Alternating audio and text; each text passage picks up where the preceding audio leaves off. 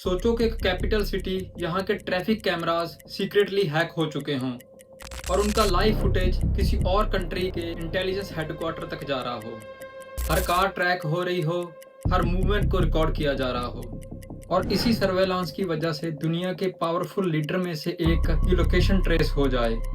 Reports के मुताबिक कुछ ऐसा ही हुआ ईरान के सुप्रीम लीडर आयतुल्लाह अल खमेनी के केस में। एक सीक्रेट इंटेलिजेंस ऑपरेशन, सालों की सर्वेलेंस और फिर सडन 30 मिसाइल स्ट्राइक।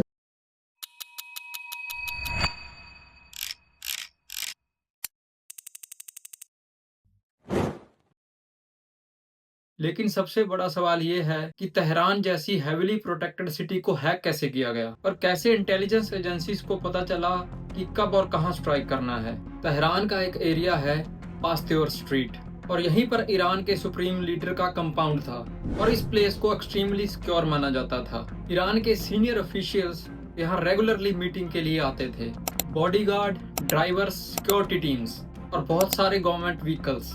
लेकिन रिपोर्ट्स के मुताबिक इजरायली इंटेलिजेंस एजेंसी मोसाद और सिग्नल इंटेलिजेंट यूनिट 8200 ने तेहरान के सर्वेलेंस सिस्टम को डीपली मॉनिटर किया था। सोर्सेस के अकॉर्डिंग कई ट्रैफिक कैमरा का वीडियो रिकॉर्डिंग इंटरसेप्ट किया गया था और इनक्रिप्टेड डाटा इजराइल के सर्वर्स तक ट्रांसमिट हो रहा था। और इन सब का मतलब था सिटी के इंपॉर्टेंट रूट्स पर क्या हो रहा है, कौन कंपाउंड के अंदर एंटर हो रहा है और कौन कंपाउंड से बाहर जा रहा है। इस सब को क्वाइटली मॉनिटर किया जा रहा था।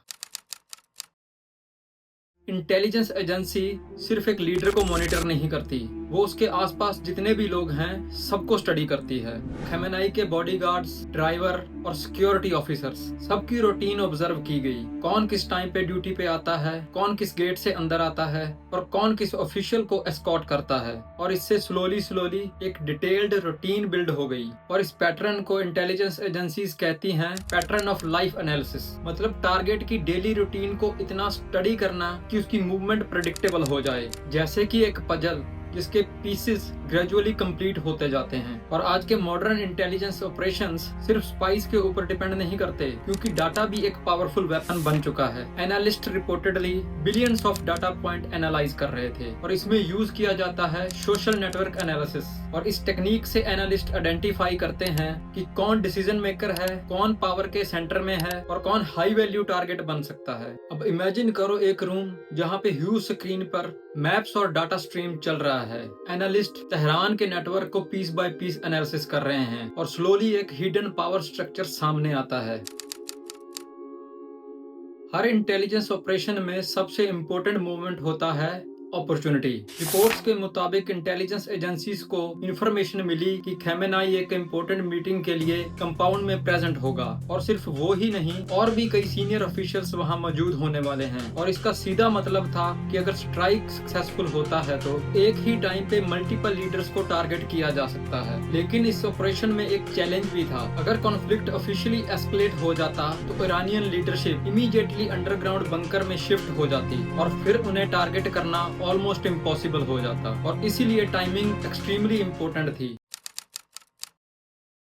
और रिपोर्ट्स के मुताबिक ये स्ट्राइक एक लार्जर मिलिट्री ऑपरेशन का पार्ट थी जिसका नाम था एपिक फ्यूरी। सोर्सेस के अकॉर्डिंग इंटेलिजेंस कोऑर्डिनेशन में CIA का भी रोल था और स्ट्राइक से पहले एक और स्टेप लिया गया था। Near by mobile communication system को डिसरप्ट कर दिया गया था और इसी के कारण वहां पे कोई भी फोन कनेक्ट नहीं हो पा रहा था और जिसकी वजह से कम्युनिकेशन स्लो हो गया और वार्निंग्स डिले हो गई। और एग्जैक्टली इसी मोमेंट पे ऑपरेशन एक्टिवेट हुआ।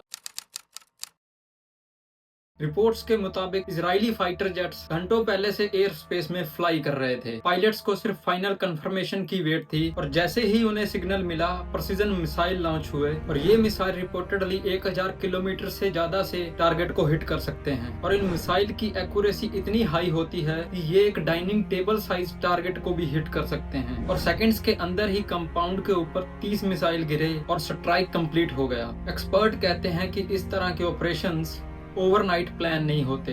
2001 में इजरायली प्राइम मिनिस्टर एरियल शरान ने मोसाद के चीफ मेयर डैगन को एक क्लियर डायरेक्टिव दिया था। ईरान को इंटेलिजेंस प्रायोरिटी बनाया गया और उसके बाद से मल्टीपल ऑपरेशंस ईरान के न्यूक्लियर प्रोग्राम और मिलिट्री नेटवर्क को टारगेट करते रहे, क्योंकि ये एक लॉन्ग स्ट्रेटेजिक कैंपेन का पार्ट था। लेकिन अगर ये ऑपरेशन वाकई में ही इतना डीप था तो यहाँ पे एक सवाल उठता है, आज के टाइम पे इंटेलिजेंस एजेंसीज कितनी ज्यादा पावरफुल हो चुकी हैं, और अगर किसी कैपिटल स्टेट को इतनी बारीकी से मॉनिटर किया जा सकता है तो दुनिया के पावरफुल लीडर कितने सेफ हैं? आपका क्या ओपिनियन है, कमेंट में जरूर बताइएगा।